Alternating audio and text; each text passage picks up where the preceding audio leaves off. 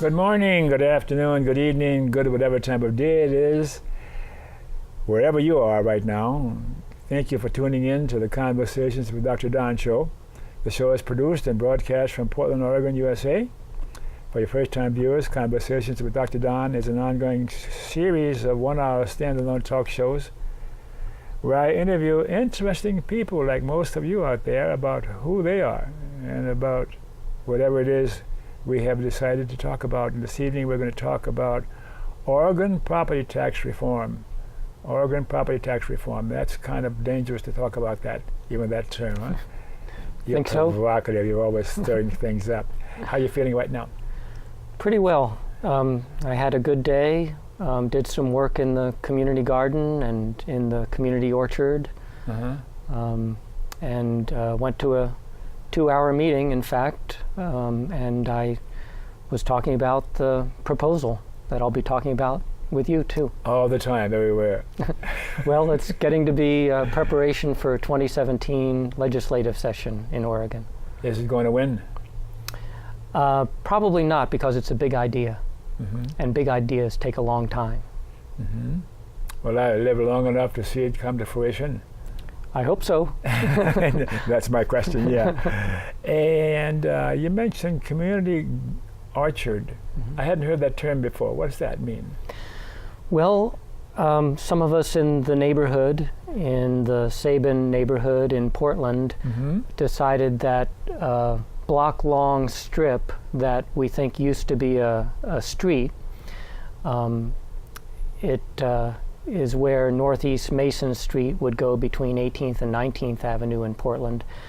It had been in a sidewalk and grass and old apple tree, an old cherry tree, and some of us decided we should plant a community orchard there.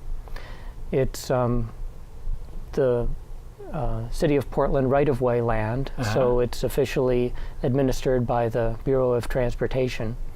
And so we got permission to plant some fruit trees and later on some fruit bushes. So once a month we have a work session there with neighborhood volunteers. We get together and we learn something about fruit tree propagation and care, and we do some work there. So how long have you been doing that? We did our first planting in 2010. That's a while ago. Yeah, so this is our 6th year.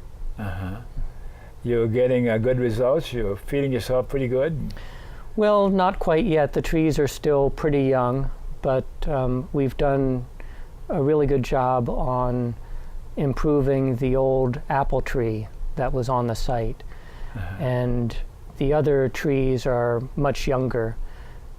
But we've got figs and Asian pears and cherries and persimmons and quinces and mulberries and grapes and all kinds of things. You got a green thumb? Doesn't look like it. No. No. Jeff and I have been friends for a long, long time. And he's been on the show a couple of times in the past. And I always have him come on again because he's always got interesting stuff that he's going to talk about. And I think you'll find that he's interesting even now, again, for the 3rd or 4th time. Oregon property tax reform. As you know, the show goes in 2 major parts. First part is where I talk about Jeff, who he is personally and how he got to be where he is and what he is right now in his own life, generally speaking. And then the second half of the show is we'll talk more about Oregon property tax reform. And we've got some prompting questions that you sent me, and I have a few thoughts of my own that I'll provoke you with. And as you know, if I ask you a question that you don't want to answer, you can tell me to get lost or whatever. Okay, I'll just pass. Okay. Just like they do in bridge. Okay. All right. So let's see. And I'll ask you some questions that you answered before, but it's been a while now. There are some people who will see this show who didn't see the earlier shows. So just pretend I didn't ask you those same questions before. Okay. Okay. Where were you born? Vineland, New Jersey. New Jersey? You don't sound like a New Jerseyite. Well, my accent was modified by 10 years in Iowa. Oh. before I got to Oregon. Uh-huh. How long you been in Oregon? Since 1983. Why did you come to Oregon? Because after 14 years in New Jersey and 10 years in Iowa and 2 years in Ghana, I was ready for some place where I could put some roots down, and I didn't want to stay in Iowa, so I decided to go to the biggest part of the U.S. I hadn't been to yet, which was the Pacific Northwest. And I arrived in Portland on a Saturday and went into work with a friend on Monday, and they liked me and I liked them, and it was a match. So I've been here ever since. Yeah. You're going to go back to someplace else from New Jersey or Iowa? Well, in fact, we had a family reunion on the South Jersey shore just a few weeks ago and had a great time. Uh-huh. So we had 40 people at the reunion, and including some 90-year-olds. In fact, we were celebrating my uncle's 90th birthday. So it was great to see everybody. It's been 25 years since I was there last. So 25 years. Yeah. Did you see a difference in how people looked? Oh, definitely. But I recognized all the folks I had seen before, and it was fun to meet the new generation, too. That must have been nice, huh? Very nice. Good memories, yeah. Mhm. And anything significant about your cultural, racial heritage that's worth mentioning? No, just white European background. The most recent immigrant was my mother's father, who came from Italy in the 1880s, I think it was, with his family. Mm-hmm. I think he was 7 at the time, and so that was the most recent immigrant. It's a good thing Donald Trump was president then, because you wouldn't be here, right? Immigration? That's right, and Donald Trump wouldn't be here either. I don't know if I'd be here either. So I want to remember to ask you a little more about Ghana. That was 2 years in Ghana. 2 years in the Peace Corps. In the Peace Corps. What prompted you to go to the Peace Corps? Well, at the end of college, I thought it would be good to have some experience outside the country, and that seemed like a good vehicle. I had visited the Peace Corps headquarters a few years before, in 1976, and so I got information about the Peace Corps then, and then when I graduated from college in 1980, I joined the Peace Corps and didn't know exactly where I was going because we couldn't choose back then, and I wasn't really interested in choosing anyway because I didn't know any place outside the U.S. And so Ghana was essentially picked for me, and it turned out to be a great connection. And I still have friends over there, and last visited 2 years ago. And you go back periodically? I go back periodically because there are people back there I consider family. And I was finally able to take my wife in 2014. So real important for me to introduce her around to my Ghana family. How long did it take you to become acclimated, or whatever it is, and to fit into that culture? You were there 2 years. Well, it took a while. As you can imagine, there's a lot of differences. So not just the climate, but the bugs too, the parasites and insects carrying malaria and other things. And in fact, I had diarrhea for the first 9 months. Is it over with now? Oh, long time ago. I finally adjusted after 9 months. Oh my, 9 months. Yeah. Imodium? No, different medicines, but mostly just letting food course through my system, and yeah. I bet you've got some fine stories about Ghana. Yeah, lots of good experiences there. I've seen in gatherings at the Humanists and other places a bit of what happened to you and what your learning was in Ghana. as you talk about things and the instruments you learned to play and drums and all kinds of stuff. Right. My first time on your show was with my friend Mashoud Nindo. Yeah. And we did some drumming. That was a while ago. That was a long time ago. Did you bring any drums today? No, I didn't bring them today. You didn't bring your left-handed guitar, is it? I didn't bring my mandolin, which I play upside down. You're still goofy. Love it. So, continuing, a religious preference. Do you have any of those religious preferences today? Religious preferences? Well, as you know, I'm a long-time humanist, and felt in 2001, with the events of September 11th, that I needed to get together with like-minded people, because there was such a theistic reaction to the events of that day, that I felt I needed to get together with like-minded folks for mutual support, and I joined the Humanists of Greater Portland. What do you mean by theist reaction to 9/11? Well, a lot of people were saying this is an act of God, and that sort of orientation. Yeah. And you've been a humanist ever since? Been a member of the Humanists of Greater Portland ever since. That's right. Did you have a particular religion when you were growing up? Yeah, I grew up Protestant, so Presbyterian and Baptist. Not Southern Baptist, but the Baptist church we had in Vineland, New Jersey for a few years. And religion never stuck with me. It seemed to bounce off. So I've been a lifelong skeptic. I like to see things proven as much as possible, and I just decided after a number of years of life experience, and even though I still had elders who I respected who were telling me there was a God, I felt I had enough experience at some point to decide that there wasn't a God, and went on from there. So 9/11 was sort of a trigger point. Was there something brewing before 9/11 that had you ready to declare that you're a humanist and move away from theistic thinking? Well, I was an atheist before that, moved basically from agnosticism to atheism when I felt I had enough experience, life experience, basically by the age of 40.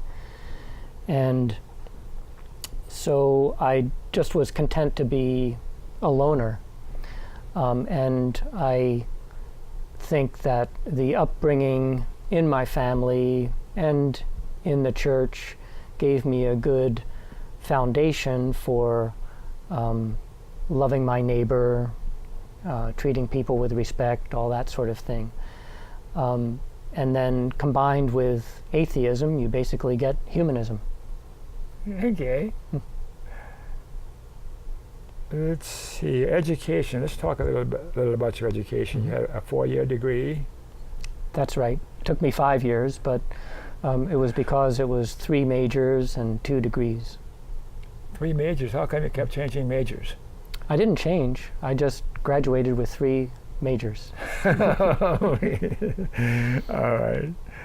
And you're still working? I'm still working. I work for Multnomah County as an environmental health specialist. That's here in Oregon? That's here in Oregon. That's right. Environmental health specialist. How did you happen to choose that line of work? Well, I had a housing specialty for a while. So I was a construction contractor in the 90s and early 2000s, just as a single person contractor. So my specialty was remodeling and repairing homes. And then in 2005, I got a job at the City of Portland as a housing inspector, enforcing the city's property maintenance code. That's a while ago. That's a while ago. And then I was laid off in 2009 in the recession. Half the bureau was laid off. So 150 people out of 300 were laid off in the recession. And then I became a home inspector, which is inspecting homes and writing reports for people usually who are buying homes, who are looking to buy homes, and they need the homes checked out very thoroughly. And I still do that occasionally on the side, a home inspector. And then in 2010, I was hired by the county because I have a housing specialty and also happen to have a biology degree. And you have to have something along those lines for an environmental health specialist. Biology, all over the place, yeah. And you still enjoy that work? I still enjoy that work, yeah, very much. With the city of Portland, it was more enforcement. With the county, it's more social service, and I really enjoy the social service. Yeah, interacting with human beings has probably something to do with your enjoying your work now, huh? That's right. Yeah, definitely I like interacting with humans. Yeah.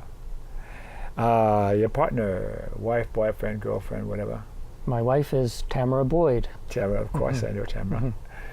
And we've been together, it'll be 24 years in October, so getting to 25. And it's been a great relationship. That's wonderful, yeah. It wears well on you. I can see it in your eyes. Children?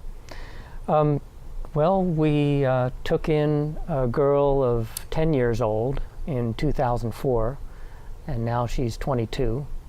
And in fact, we took her in through a relationship that we had through the Humanists of Greater Portland.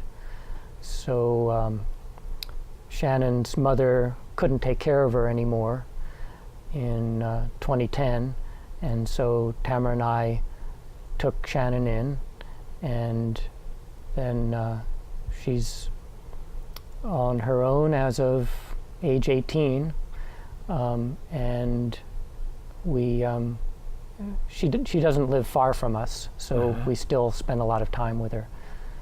So she's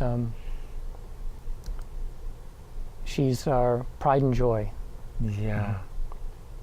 You really got inoculated with the humanist bug pretty successfully, huh? Well, I guess my attitude is because I've been raised in a pretty functional family, haven't had major wants in life, that I feel privileged, and out of that feeling of privilege comes wanting to help other people that are not so privileged. And I think it was my last time on, we were talking about the formula of human life. And so that gives me a good perspective on people's backgrounds, where they might be coming from. And so I try to balance some of that. As you might remember, the formula of human life is... That was my next question. What you're given, who you know, what you know, what you do, and any accidents. And accidents could be good or bad. And for each of us, being born was an accident. And it's the first thing we're given. So again, what you're given, who you know, what you do, and any accidents. And you've got all that lodged away someplace in your cortex, all those, the answers to all those things you mentioned.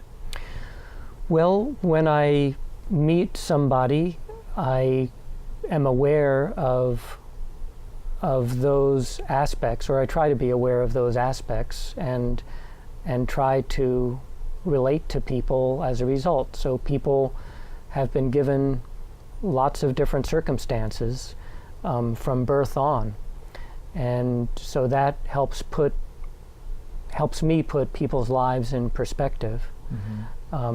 What people are given and who we know. At the beginning, it's our family, We could be born into a great family or a really bad family. We don't have any choice. Don't have any choice where we're born and what circumstances we're born into. Are you spiritual? Well, I take in breath and I exhale breath. So I inspire at times and expire at times. You're always interesting to chat about most anything. Yeah, it's a pleasure to know you.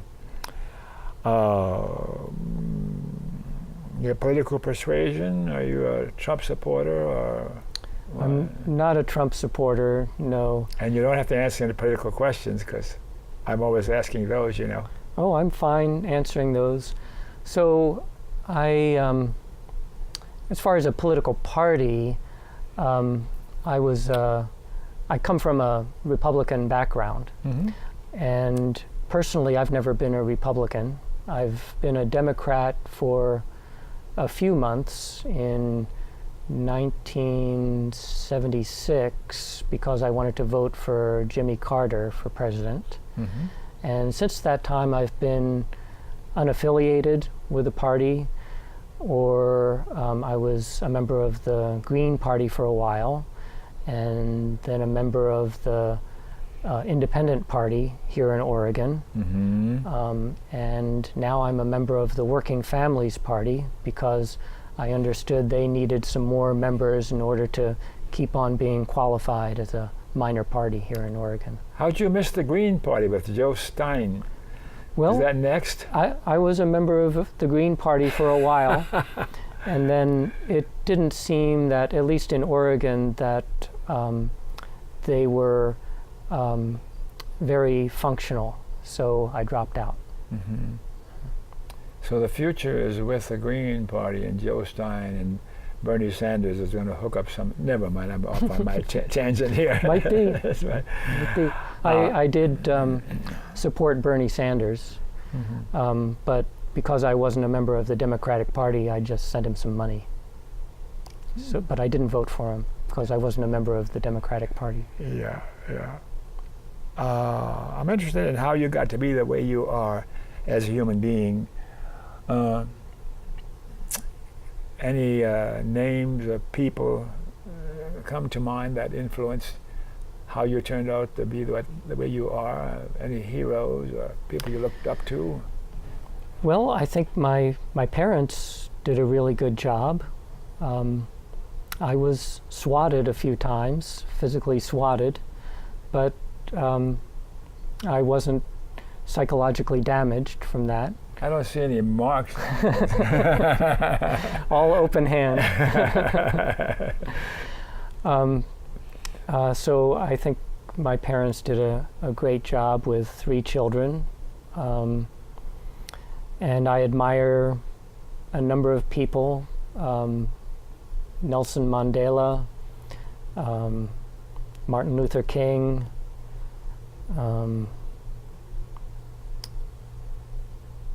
Ralph Nader,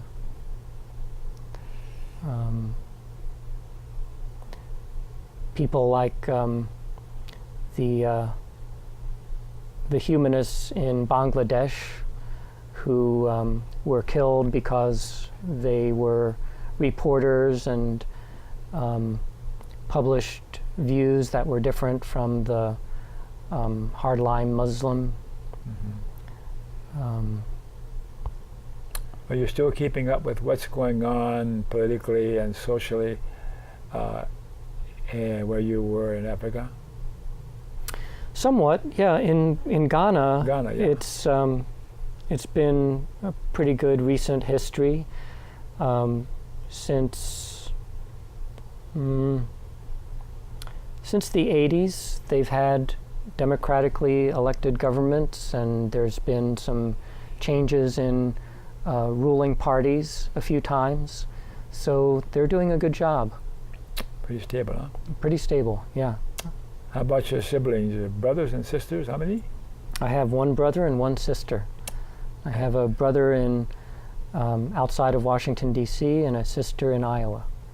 And what do they do? My sister works for a nature center.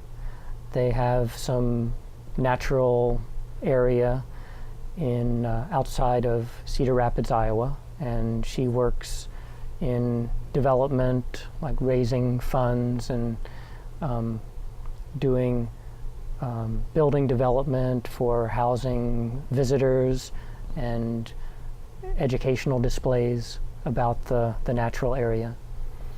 And my brother is an economist for the U.S. Department of Treasury. Okay, all accomplished. All fairly accomplished, yeah. All right. Everybody's in pretty good shape. All right, I can ask you some more questions, but we want to allow enough time for you to talk about the Oregon property tax reform. You have another story or two about Ghana before we take a break? And your adventures there? I'm sure you Well, I guess my most recent visit in 2014, I was telling people I had to go and check on my rice field and my sheep herd. So give me some more. I have, oh, and my school. So I have friends over there, and one has a rice farm, and one has a sheep herd, because he was a long time worker in a nonprofit organization, and so when he retired, he didn't have a pension. So I sent him some money, and his pension is raising and selling sheep. And then I have another friend who is also retired, and he started a school. So he's essentially got a primary school. And so one of the things I did 2 years ago when I went back is I bought a package of 25 e-readers through the World Reader program. Oh. So they can load over 100 books on each e-reader for the students. So having access to books is pretty important for getting literate. Where did you get the money for that? Well, I try to save my money and spread it around. Well, how about we take a break and then come back and talk about Oregon property tax reform and see if we can get through that. Sounds good. Okay. Okay, Mr. Director, let's take a break.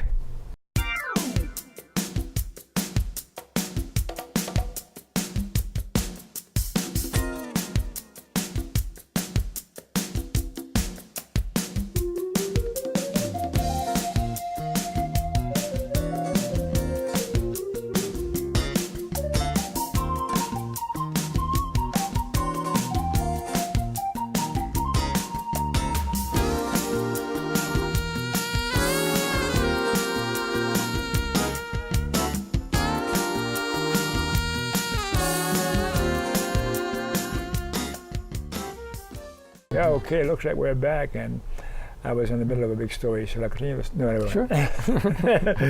Oh, thanks for staying tuned. You missed the opening of the show. You're watching Conversations with Dr. Don. It's an ongoing series of one-hour standalone talk shows where I interview interesting people like Jeff Strang over here about who he is, and he is quite interesting, I think you'll agree. And we're going to be talking about Oregon property tax reform, and I wanted to be sure and leave enough time for that because we've talked about it before somewhat, and it looks like there's some more development you've got in talking about it and presenting it in a way that makes it attractive to some people who are doubting whether or not this is a good idea or not, property tax reform. So, shall I start by asking you a question or two? Sure. Why do you want a property tax based only on land and not include buildings and improvements? It seems property tax is based on land and building and everything else anymore. And now you want it based only on land. Oh, okay, please go on. Only on land, right. So the idea is the natural resources in a particular place should be owned by the people in common. So in Oregon, for example, we've got people who live here, and we're all impacted by things that happen to the air, water, and land. And so ultimately we should treat those natural resources as something that we should own in common. And in common. In common, right. So as part of that overarching philosophy, those of us in Common Ground USA or Common Ground Oregon, Washington, which I'm a member of, we think that there should be a property tax on privately owned land only in order to share in the ownership of the land in the state. So by putting a tax on privately owned land that matches the inflation year to year, you stabilize the land prices and you make land able to be afforded by new families that want to have a stake in our state, essentially. And the other question is, well, why do we have a property tax on buildings and improvements when we want people to put up buildings and improve their structures? Aren't those things property? Buildings and... Well, property is whatever we decide it is, and yeah, if you have the definition that property is land and buildings and possessions, then that's the definition of property. But it's not necessary to tax all those things. Why don't we have a tax on land that matches inflation in order to keep the land prices stable, have more people be able to afford them, and if we set a land value tax rate that's equal to long-term inflation, it's more than we need for what government revenues pay for. So if we had, for example, an annual tax of 5% on privately owned land here in Oregon, we could pay for the $6 billion that governments spend and have $3 billion left over to give all our residents of, say, 2 years or more a dividend, like they do in Alaska. That's what they do in Alaska? Alaska has a citizen's dividend. They call it a permanent fund. That's because of the oil. That's because of the oil. And that's kind of a specific way of looking at taxing land value, because if there's a lot of oil under a piece of land, that piece of land is very valuable. So Alaska has essentially a specific or specialized land value tax that is shared among the residents there. I think in Alaska, the residents have to be 1 year or more. They have to have lived in Alaska for 1 year or more. And the citizens of Alaska are happy with this arrangement? From what I understand, apparently it brings the poverty level down. So you don't have to pay welfare for people that make a certain amount of money who might be below the poverty line, because you're also giving them a dividend. So that dividend can help lift people above the poverty line, and then you don't have to spend extra government money for welfare services, for example. So that dividend helps people to provide for more of their needs on their own and not need as much in government services. Well, if you had that kind of arrangement here in Oregon, would there be enough income from that kind of tax revenue to take care of the needs of the government and the state and social needs? Well, right now, the property taxes go just to local governments and what are called taxing districts.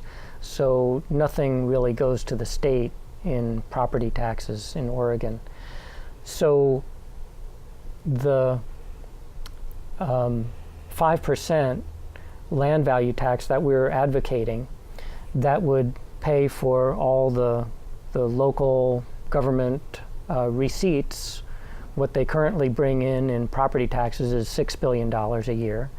And this 5% land value tax to match inflation would pull in $9 billion. So it could give every adult of 2 years or more in the state $1,000 a year, and every child $500 a year. So it especially helps families provide for their housing, for example. It helps with affordable housing, helps families provide more for their children as they're growing up and need family support, need financial support as they're growing up. So there'd be enough tax revenue, property tax revenue to take care of education and all those other needs? That's right. Well, that sounds pretty ambitious to me. It seems so radical. It's a big idea, and so it takes a lot of time to talk about it. Common ground, that seems pretty simple. Will you say a few more words about that? That's the organization. Yeah, that's the organization. The national organization is part of this international group that international? Yeah, there's an international group that thinks along these lines, that the natural resources of a place should be essentially thought of as commonly owned. Yeah. And so we should structure the economic system in order to reflect that. So as far as the land value tax is concerned, there are places like Singapore and Hong Kong and Australia that use a form of land value tax. And essentially what you're doing is encouraging development in the urban areas and relieving pressure to expand on the rural areas. So it supports government policies such as land use and zoning policies that try to, say, have an urban growth boundary around an urban area and not let the urban area expand and take over so much farm and forest land. So what about the capitalism and that approach? It sounds like you're talking about some sort of a socialistic idea. Well, it's partly socialistic and it's partly capitalistic. So the socialism part comes in sharing essentially the ownership of land and natural resources among the people of a place. So the residence dividend idea would definitely be a socialist idea. The capitalism comes in because if you don't tax the structures and the improvements, you're letting people invest more money in their structures and improvements. You're releasing the drag on that. So you're letting more of that happen. So you're freeing people up to invest more of their capital in the improvements that they do themselves, as opposed to land that's just part of the earth. Improvements, structures are created with human sweat and capital, and so if you don't tax that, then you free up more investment energy and construction energy. Let me go to your next question here. Mm-hmm. Because this proposal with removal of the property tax on buildings and improvements, it seems to encourage more development than we have now. More development. Mm-hmm. Many people are concerned about too much development in their neighborhoods. Mm-hmm. What would you say to them? Too much development in their neighborhoods. What does that mean, too much development? Well, you might see these signs around, something like no more demolitions, and there's a fair amount of concern, at least in the urban areas, about too much development happening. But because we've made Oregon and Portland and other parts of the state desirable for people to move to, Yeah. then we have to basically provide for them to live and work in those places. So the problem these days is you're seeing the rents skyrocket more than the increase in wages and salaries. So people are increasingly not able to afford to rent a place, let alone own a place of their own. Because of the value of the structures and those kinds of things on the land.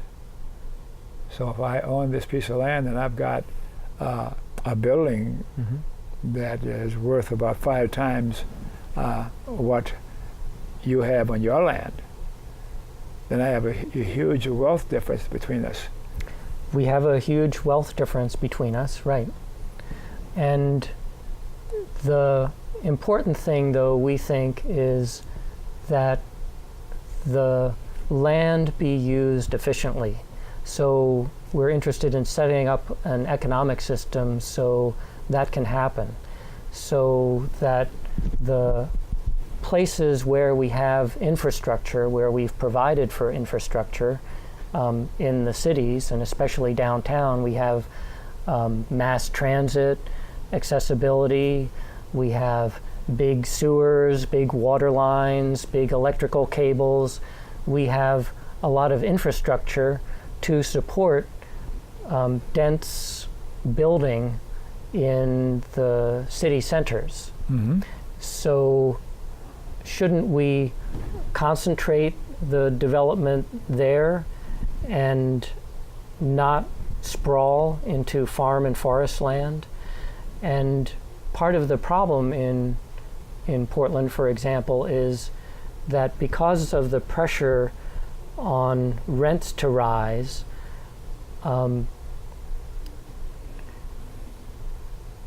there's a disconnect between how fast wages rise and the rents. And so people need housing. So we want to encourage construction of housing. We've got to have construction of more housing. And so where we want to encourage that is where we have that infrastructure to serve those large buildings. And so at some point we have to continue to upzone. We have to continue to change the zoning laws so that places close into the city center are able to construct taller buildings to provide for more people. And the cost of living and the cost of rent, wouldn't that still go high because of new construction and new buildings?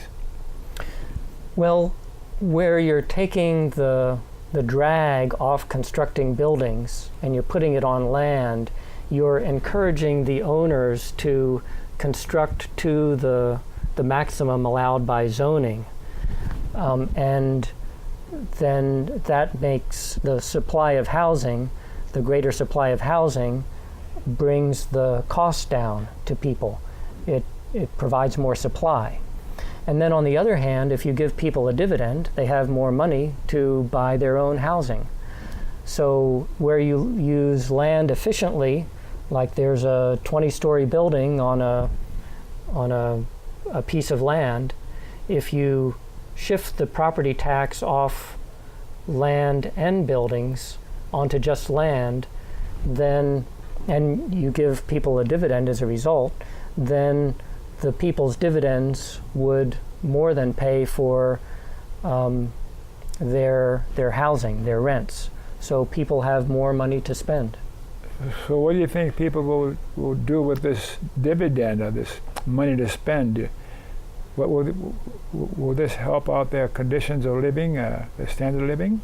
Yeah, people ordinarily spend on things that are important for their and their family's existence, and poor people especially need some extra money for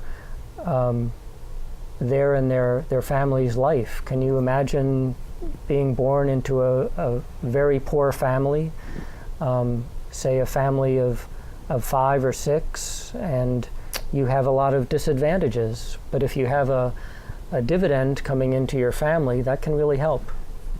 Oh, you were talking about me for a minute there. I was a depression kid, so we were a very poor family, and I was the 12th child. But let's continue on, okay? How this proposal helps make housing more affordable. What about poor single people who live in a single family home? Wouldn't this property tax on land only price them out of their homes? Yeah, so we're talking about using land efficiently. So if you have a single family home on a typical lot, say 5,000 square foot lot, and you only have one person living there, then that's not using that land efficiently. You could have a whole family in that house. Mm-hmm. So that's part of the issue, that families are not able to buy a single family home on a typical lot. They're priced out of the market, and more so as time goes on. So the single person would be at a disadvantage because they'd have to pay the same 5% tax for the land value, whether they're a single person or a family of 5, say. The difference is that the single person would only have one dividend share, but the family of 5 would have maybe 2 adults and 3 kids, so 3.5 dividend shares. So those 3.5 dividend shares would help them pay for the taxes. What about the citizens who have a lot of their wealth in the structures and other aspects of ownership other than the land? They will have more power politically, and people who are poor will still be poor. Well, people who are poor would be helped by the dividend. It's definitely not a living wage that they would be paid. It would only be $1,000 for an adult and $500 for a child. But when you're poor, that can make a big difference in how you survive. For the rich people, why should there be a drag on maintaining or improving their structures? What we want to see is those things be improved. So we would advocate for removing the property tax on buildings so that more money would be invested in those things, and land prices would be kept more stable, so over time more people could afford them. And if you're a single person living in a home, say you raised a family in a home and you're the only one left, then, well, what happens to those people? Would they have to be forced to move from their longtime family home? And that's why we think it's important to expand the property tax deferral program. The property tax deferral program helps people defer their property taxes until their property is sold or they die. So why not defer the property taxes for low-income folks, people in that situation? We don't care when the tax money comes in, but people should be able to live in their longtime family home for as long as they want to? Well, it seems to me that we're looking at an economy or a system of governing such that the super rich today would not have as much power as they do by owning so much of other possessions other than land. Aren't we looking at, consider, why not have an excess wealth tax or some sort of way of the super rich turning their wealth back into the system such that poor people can be better off? Sounds like we're approaching a fair system for human welfare and survival by coming at it from an obscure sort of a way with property tax reform. I'm having a hard time. Well, I think Hillary Clinton has a proposal in to put a tax on the super wealthy. And it's true that super wealthy tend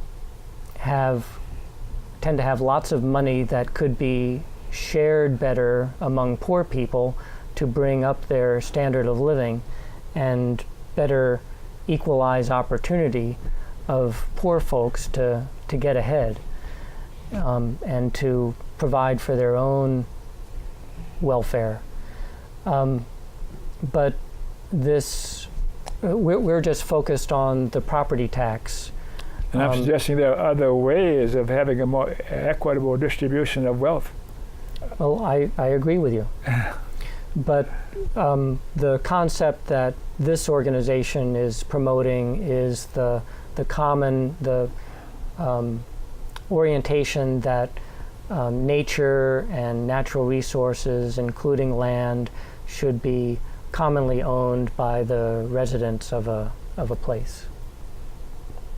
And so this proposal helps a lot with the pressures that we felt during the Occupy movement, when people felt they didn't have land to sleep on, for example.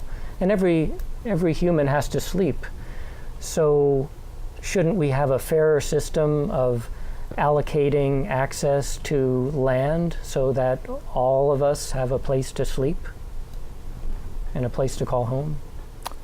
You are really a revolutionary, but I never heard it come at from that position.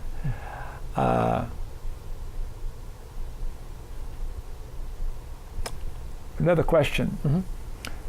You suggest in your materials that nonprofit landowners should pay property taxes, not as much as private landowners, but more than zero are government-owned land.